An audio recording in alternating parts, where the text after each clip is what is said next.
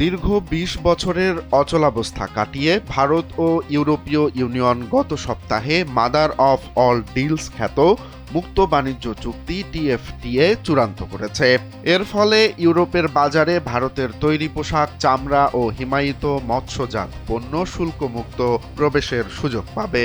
ভারতের এই বড় জয়ে সবচেয়ে বেশি দুশ্চিন্তায় পড়েছে বাংলাদেশ। বর্তমানে বাংলাদেশ এলডিসি হিসেবে ইইউতে জিএসপি সুবিধা পেলেও ২০২৬ সালে উন্নয়নশীল দেশে উত্তরণ ও ২০২৯ সালে এই সুবিধা শেষ হওয়ার পর বাজারটিতে বড় ধরনের শুল্ক বাধার মুখে পড়বে বলে মনে করা হচ্ছে।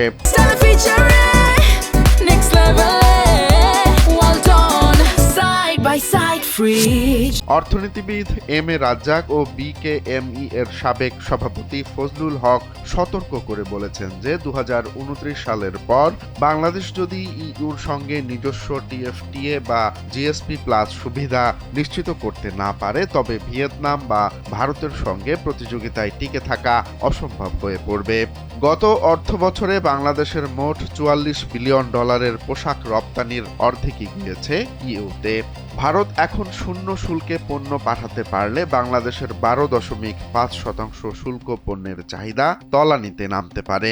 সরকারের উচিত দ্রুত ইইউর সঙ্গে আনুষ্ঠানিক আলোচনা শুরু করা, অন্যথায় দেশের প্রধান বৈদেশিক মুদ্রা আয়ের এই খাত ধ্বংসের মুখে পড়তে পারে।